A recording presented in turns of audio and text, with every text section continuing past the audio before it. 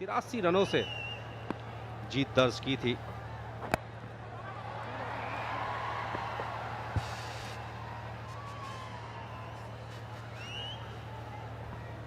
एक रन से ही संतोष किया इस बार।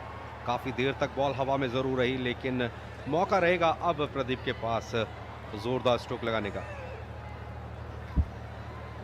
Big score for Telugu Warriors to chase. Never easy when there is a mark above 200 runs on the board.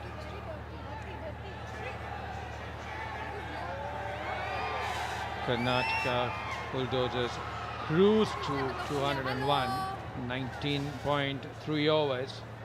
3 legitimate deliveries to be bowled yet. Misses it again. Tired shot. Dot deliveries coming in the death over. One will have to give credit to Ashwin. He bowled a good previous over, and now once again not giving any opportunity to the batsman to play a big shot.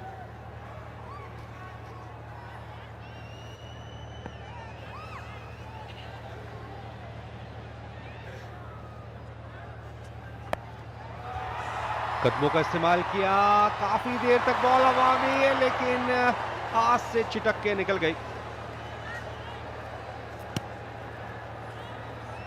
2 run मिले प्रदीप को। Conditions यहां पर उतनी अच्छी नहीं है, काफी गर्मी है और फिटनेस लेवल प्रदीप का काफी अच्छा। पारी की शुरुआत करने आए थे और एक छोर पर पूरी तन्मयता के साथ, बहुत ही कमिटमेंट के साथ बल्लेबाजी कर रहे हैं। देखिए किस तरीके से यहाँ पर क्षेत्र रक्षक मौजूद थे, पूर्वानुमान ठीक से नहीं लगा पाए। हालांकि इशारा जरूर किया उन्होंने कि शायद फ्लड लाइट्स की वजह से बॉल को ठीक से देख नहीं पाए थे, लेकिन एक मौका हाथ से निकल गया। 2 रन मिले, 22 गेंदों के ऊपर 50 रन पूरे किए हैं। 150 से 200 रनों तक इस बीच में 6 रन मिलेंगे। फुल टॉस पर लिया, सीधे बैट से खेला हुआ स्ट्रोक, बहुत ही जोरदार तरीके से यहां पर कर्नाटका बुलडोजर्स ने 209 रन बना लिए हैं 2 विकेट के नुकसान पर। और इन 209 रनों में महत्वपूर्ण भूमिका अदा की प्रदीप ने।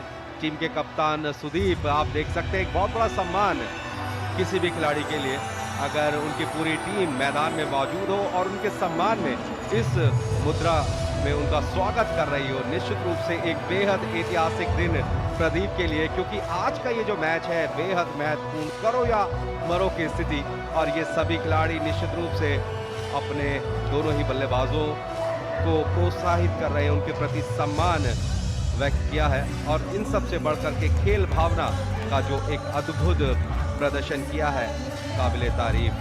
यहाँ पर 210 रन बनाने होंगे तेलुगु वॉरियर्स को, और यहाँ पर मिड मैदान मीटिंग, टीम के सभी खिलाड़ी मौजूद, अखिल, सचिन जोशी। फिलहाल यही बातचीत चल रही होगी कि पहले 6 ओवर्स में कुछ जोरदार स्ट्रोक्स लगाए जाएं।